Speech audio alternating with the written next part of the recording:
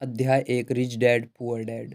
Robert Kiyosaki के अनुसार मेरे दो डैडी थे, एक अमीर और दूसरे गरीब। एक बहुत पढ़े लिखे थे और समझदार थे, वे पीएचडी थे और उन्होंने अपने 4 साल के अंडर ग्रेजुएट कार्य को 2 साल से भी कम समय में कर लिया था। इसके बाद वे आगे पढ़ने के लिए Stanford university, university of Chicago तथा नॉर्थर्न वेस्टर्न यूनिवर्सिटी गए और ये सब उन्होंने पूरी तरह से स्कॉलरशिप के सहारे ही किया। मेरे दूसरे डैडी 8वीं से भी आगे नहीं पढ़े। दोनों ही अपने करियर में सफल थे, दोनों ने ज़िंदगी भर कड़ी मेहनत की थी, दोनों ने ही काफ़ी पैसा कमाया था, परंतु उनमें से एक पूरी ज़िंदगी पैसे के लिए परेशान होता रहा, दूसरा हवाई के सबसे अमीर व्यक्तियों में से एक बन गया। एक के मरने पर उसके परिवार, चर्च और ज़रूरतमंदों को करोड़ों डॉलर की संपत्ति मिली, दूसरा अपने पीछे कर्ज छोड़कर मरा। मेरे दोनों डैडी इरादे के पक्के, चमत्कारी और प्रभावशाली थे। दोनों ने मुझे सलाह दी, परंतु उनकी सलाह एक सी नहीं थी। दोनों ही शिक्षा पर बहुत जोर देते थे, परंतु उनके द्वारा सुझाए गए पढ़ाई के विषय अलग-अलग थे। अगर मेरे पास केवल एक ही डैडी होते तो मैं या तो उनकी सलाह मान लेता या फिर उसे ठुकरा देता। क्योंकि सलाह देने वाले दो थे, इसलिए मेरे पास दो विरोधाभासी विचार थे, एक अमीर आदमी के और दूसरे गरीब आदमी का। किसी भी एक विचार को सीधे सीधे मान लेना या ना मानने के बजाय मैं उनकी सलाहों पर काफ़ी सोचा करता था, उनकी तुलना करता था और फिर खुद के लिए फैसला किया करता था।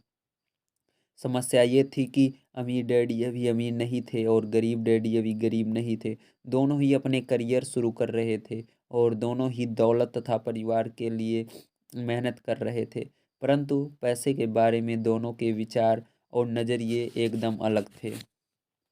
उदाहरण के तौर पर एक डैडी कहते थे पैसे का मोह ही सभी बुराइयों की जड़ है, जबकि दूसरे डैडी कहते थे पैसे की कमी ही सभी बुराइयों की जड़ है।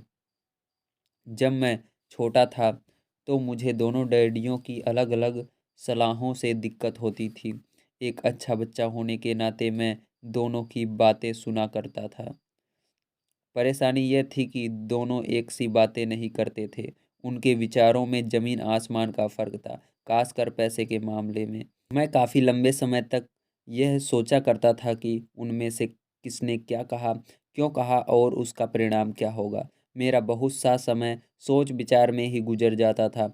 मैं खुद से बार-बार इस तरह के सवाल पूछा करता था, उन्होंने ऐसा क्यों कहा? और फिर दूसरे डैडी की कही हुई बातों के बारे में भी इसी तरह के सवाल पूछता।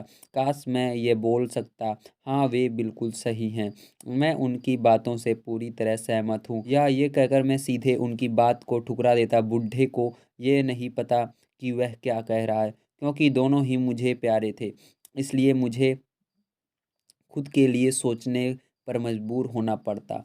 इस तरह सोचना मेरी आदत बन गई, जो आगे चलकर मेरे लिए बहुत फ़ायदेमंद साबित हुई। अगर मैं एक तरह से ही सोच पाता तो यह मेरे लिए इतना फ़ायदेमंद नहीं होता। धन दौलत का विषय स्कूल में नहीं बल्कि घर पर पढ़ाया जाता है।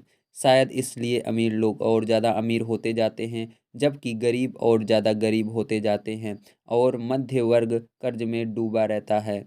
हम में से ज़्यादातर लोग पैसे के बारे में अपने माता-पिता से सीखते हैं। कोई गरीब पिता अपने बच्चों को पैसे के बारे में क्या सिखा सकता है? वह सिर्फ़ इतना ही कह सकता है, स्कूल जाओ और मेहनत से पढ़ो